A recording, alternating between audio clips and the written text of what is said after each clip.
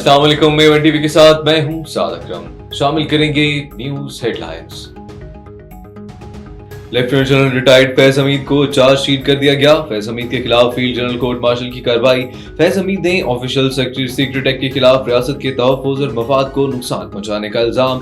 फैज हमीद ने मज़मूम सियासी अनासिर से मिली भगत की चार्जशीट में 9 मई उससे जुड़े पुरतशद्दुद वाक़यात भी शामिल। इंतशार और बदअमनी से मुतल्लिक पुरतशद्दुद वाक़यात में अलहदा तफ्तीश। फैज हमीद को तमाम कानूनी हकूक फराहम किए जा रहे हैं।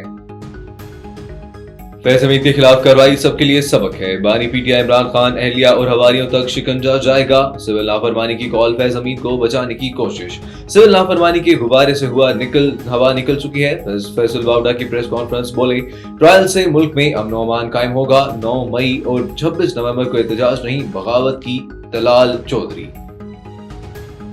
सिविल नाफरमानी की कॉल, मुल्क दुश्मनी है। वज़ीर आज़म शहबाज शरीफ ने कहा कि पाकिस्तान के खिलाफ साजिश में मुलव्वस अफराद को नहीं छोड़ेंगे। इस्लामाबाद पर चढ़ाई की नापाक कोशिश की गई। सियासी इस्तेहकाम मुआशी तरक्की के लिए जरूरी है।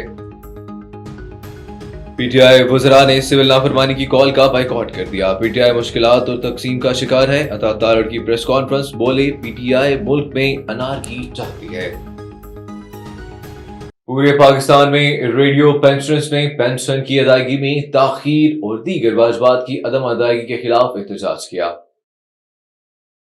हेडलाइंस आपने जानी। मजीद आपको बताएं कि कराची अल्लाह वाली की रिहायशी औरत नजमा ने अपने शोहर की ज्यादतियों जुल्म के खिलाफ Karachi district east press club में प्रेस कॉन्फ्रेंस करते हुए कहा कि इसका शोहर मुमताज खास के लिए खुद कमाने के बजाय मुझे गलत काम करने पर हिरासत करता है, जुना करने पर मुझे सख्त तशद्दुद का निशाना बनाता है।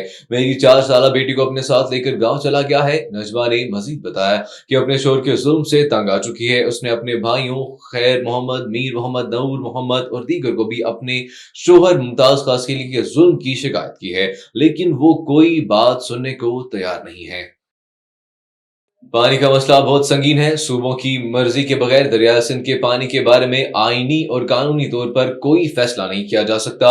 इन ख्यालात का इजहार पीपीपी सिंध के सदर नासिर अहमद खड़ो ने ठट्टा सजावल इज़्दला की ताकतवर सियासी शख्सियात, साबिक सूबाई वजीर शिराजी ग्रुप के सरबराह सैयद एजाज अली शिराजी की 4थी बरसी के मौके पर एक बड़े इज्तिमा से खिताब और मीडिया से बातचीत करते हुए किया।